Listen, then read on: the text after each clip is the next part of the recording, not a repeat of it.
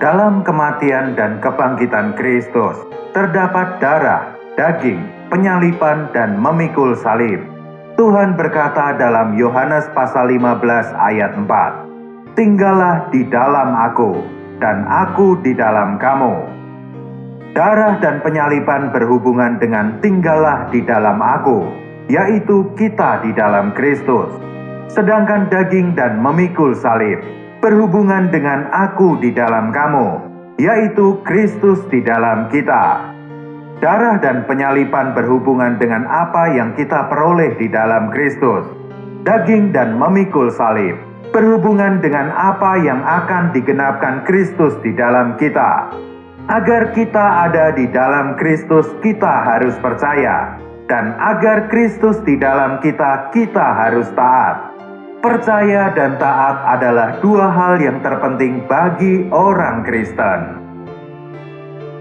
Percaya berarti percaya bahwa kita telah ada di dalam Kristus dan kita telah menjadi satu dengannya.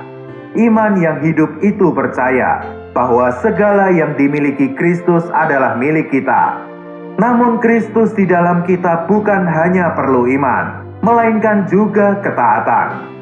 Kita perlu taat pimpinannya. Kadang dia bekerja di dalam kita dengan mendorong kita, terkadang dengan menghentikan kita. Saat kita diam, kadang dia memberitahu apa yang harus kita lakukan. Terkadang saat kita bertindak berdasarkan daging kita, dia menghentikan dan mencegah kita melakukan hal itu. Percaya dan taat berarti kita bersedia untuk mengikuti dorongan dan penghentiannya. Hal ini bukan hanya menaati kitab suci, tetapi juga menaati pimpinan di batin. Untuk menempuh hidup yang menang, kita harus tahu apa itu iman dan ketaatan. Bila tidak ada iman yang hidup atau ketaatan, kita hanya akan memiliki doktrin di dalam pikiran kita. Tidak akan ada apapun di dalam roh kita. Alkitab mengatakan bahwa manusia lama sudah mati, dan banyak orang berkata bahwa mereka percaya akan hal ini. Tetapi iman mereka tidak memberikan apapun. Mereka sama sekali tidak terlihat seperti telah mati. Bagi kebanyakan orang, iman hanyalah perkara mentalitas, bukan percaya dengan tulus di dalam hati.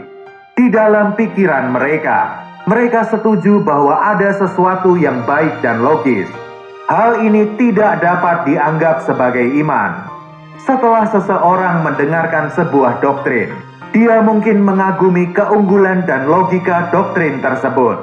Tetapi mengerti doktrin yang baik tidak berarti bahwa orang itu memiliki iman terhadap doktrin tersebut.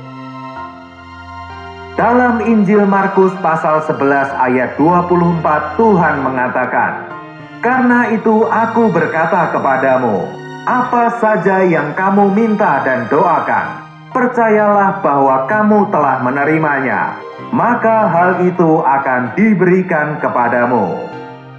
Kita harus memahami apa yang dikatakan dalam ayat ini sebelum kita dapat mengerti apa itu iman. Di sini Alkitab memberitahu kita jalan untuk percaya. Percayalah bahwa kamu telah menerimanya, maka hal itu akan diberikan kepadamu.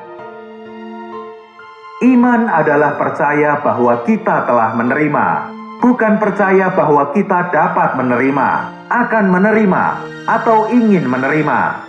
Bila seseorang percaya bahwa dia dapat menerima, mungkin menerima, akan menerima, atau ingin menerima, imannya tidak nyata. Hari ini banyak anak-anak Tuhan berpikir bahwa mereka memiliki iman dan mereka akan menerima. Mereka tidak menyadari bahwa sekalipun mereka percaya dengan cara ini 10.000 kali, mereka tetap tidak akan menerima. Tuhan tidak menganggap kepercayaan seperti ini sebagai iman. Hanya satu jenis iman yang nyata, yaitu iman yang hidup. Satu jenis iman yang dapat menerima janji Tuhan. Satu jenis iman yang menjamin kekayaan Kristus bagi kita. Ini adalah iman yang percaya bahwa kita telah menerima. Hanya satu macam iman ini yang diperkenan Tuhan. Kata telah di dalam Markus 11 ayat 24 adalah kata yang sangat penting.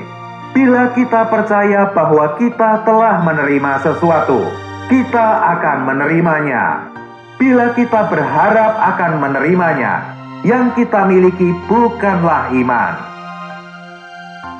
Misalkan ada orang berdosa yang menerima Injil, kemudian dia memberitahu kita bahwa dia ingin percaya, dan dia ingin Tuhan mengampuni dosa-dosanya, serta ingin datang kepada Allah melalui Kristus. Orang itu kemudian berdoa, "Ya Tuhan, mohon ampuni dosa-dosaku. Aku adalah orang berdosa dan pantas untuk mati. Terima kasih karena Engkau menumpahkan darah dan mati bagiku. Mohon ampuni dosa-dosaku, sehingga aku dapat menjadi orang yang beroleh selamat." Bagaimana perasaan kita atas doa ini? Bukankah itu doa yang sangat baik? Tetapi sebenarnya, dia tidak memiliki iman sama sekali. Bila dia berdoa, "Terima kasih Tuhan, semua dosa-dosaku telah diampuni. Terima kasih Tuhan, aku telah beroleh selamat." Inilah iman. Iman bukan percaya bahwa kita akan menerima sesuatu, tetapi percaya bahwa kita telah menerimanya. Bukan percaya bahwa dosa-dosa kita dapat diampuni atau akan diampuni, melainkan percaya bahwa dosa-dosa kita sudah diampuni. Inilah satu-satunya iman yang dibicarakan di dalam Alkitab. Banyak orang nampak dengan jelas perkara iman saat pertama beroleh selamat. Mereka percaya bahwa mereka sudah diselamatkan. Tetapi ketika dalam langkah-langkah berikutnya, mereka melepaskan iman yang telah mereka miliki sebelumnya. Saat diselamatkan, kita telah belajar satu pelajaran tentang iman, yaitu percaya bahwa kita telah diselamatkan.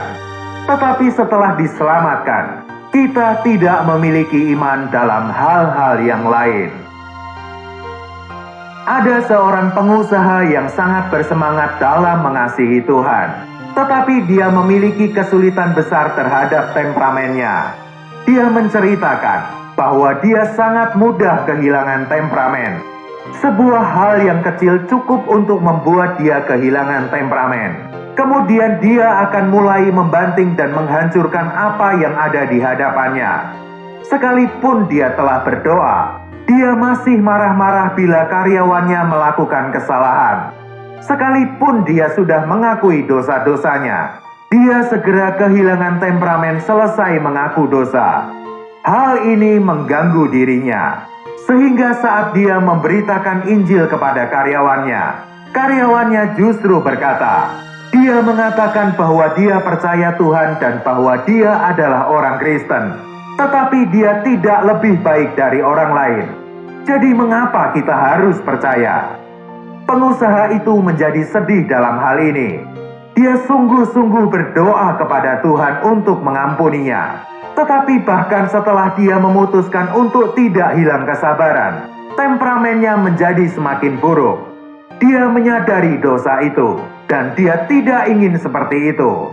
Tetapi dia tidak dapat melepaskan diri dari dosa itu. Hanya Tuhan yang dapat menyembuhkan dia dari penyakit temperamen itu. Sekalipun temperamennya 10 kali lebih buruk, Tuhan mampu menyembuhkannya.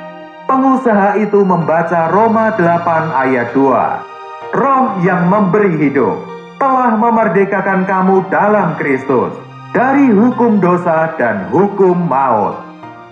Dia menyadari bahwa bila dia ada di dalam Kristus, Roh yang memberi hidup telah memerdekakan dirinya.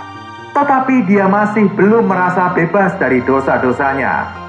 Apakah dalam hal ini firman Tuhan tidak dapat diandalkan? Tuhan tidak pernah takut terhadap temperamennya. Tetapi bila dia tidak percaya, dia telah melakukan dosa yang paling besar, yaitu tidak percaya. Tidak ada dosa yang lebih buruk dari ketidakpercayaan. Pengusaha itu kemudian berdoa memohon ampun kepada Tuhan. dan memohon Tuhan untuk menghapus hati yang jahat yang tidak percaya, sehingga dia dapat percaya. Setengah jam kemudian, sepenuhnya dia dapat percaya bahwa dia telah dimerdekakan. Dia pun mengucap syukur kepada Tuhan akan hal ini. Iman yang dimiliki pengusaha ini adalah iman yang hidup. Tidak ada orang, hal, dan cara yang dapat mengatasi temperamennya. Tetapi hari itu ketika dia percaya, penyakit temperamennya hilang. 6 bulan kemudian, dia tetap mengucap syukur kepada Tuhan, karena dia telah benar-benar terbebas dari penyakit temperamennya. Iman bukan percaya bahwa Tuhan akan bekerja, tetapi percaya bahwa Tuhan telah bekerja. Iman percaya bahwa kita telah menerimanya. Ungkapan telah bekerja menyiratkan fakta yang telah dicapai. Jangan pernah mengubah apa yang telah dilakukan Tuhan menjadi apa yang akan dilakukan Tuhan. Yang kita harus lakukan adalah bersyukur kepada Tuhan, karena Dia telah memerdekakan kita semua di dalam Kristus. Hal yang sama berlaku dengan sakit penyakit jasmani. Seorang saudari memiliki penyakit mata yang sangat serius. Setiap hari dia harus pergi ke kota untuk berobat. Bahkan bila sudah sembuh, dia harus memakai kacamata seumur hidupnya. Hal ini sangat menghabiskan waktu dan biaya. Dia berdoa kepada Tuhan. Setelah berdoa, dia percaya bahwa penyakit matanya sudah sembuh, dan dia pun penuh sukacita dan damai sejahtera. Namun dia ingat janji yang sudah dibuatnya dengan dokter. Apa yang harus dilakukannya? Orang Kristen tidak boleh melanggar janji. Kacamata yang diresepkan untuknya tidak dapat dijual kembali ke orang lain. Karena itu dia pergi ke kota sesuai jadwal untuk mengambil obat dan kacamata yang sudah jadi. Dalam perjalanan pulangnya, dia berpikir, bila dia percaya Tuhan telah menyembuhkan matanya, apa yang harus dilakukan dengan obat dan kacamata itu? Di dalam hatinya ada keinginan untuk membawa pulang barang-barang itu, sehingga dia masih dapat menggunakannya bila kondisinya tidak membaik. Namun ada suara lain berkata, apakah kamu tidak percaya bahwa Tuhan telah menyembuhkan? Jika ya, apa gunanya barang-barang ini? Di sisi lain, iblis juga mengganggu saudari itu dengan berkata, kamu tidak boleh terburu-buru melakukan sesuatu. Kamu telah membuang banyak uang untuk barang-barang itu. Saudari itu tahu bahwa hal ini dari iblis. Kemudian dia memuji Tuhan serta melemparkan obat-obatan dan kacamata itu ke sungai. Hatinya penuh sukacita, dan seminggu kemudian penglihatannya pun pulih. Suatu hari seorang saudara mendengar kesaksian saudari itu. Kebetulan saudara itu memiliki masalah mata yang sama. Dia pun dirawat oleh dokter yang sama. Dia berpikir, bila Tuhan dapat menyembuhkan saudari itu, Tuhan juga dapat menyembuhkan dirinya. Dia pun mencoba untuk percaya akan hal ini, dan dia melemparkan obat dan kacamatanya ke sungai yang sama. Sesampainya di rumah, dia memberitahu teman-temannya bahwa Tuhan pasti akan menyembuhkannya. Setelah 4 minggu, penyakit saudara itu tidak membaik, bahkan terlihat semakin memburuk.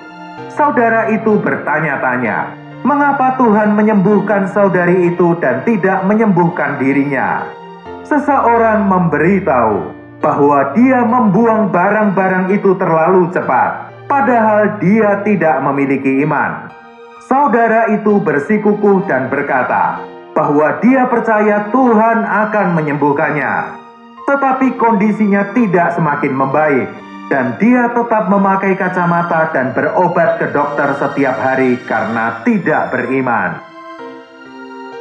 Iman yang hidup bukanlah percaya bahwa Tuhan akan menyembuhkan, tetapi iman yang percaya bahwa Tuhan telah menyembuhkan.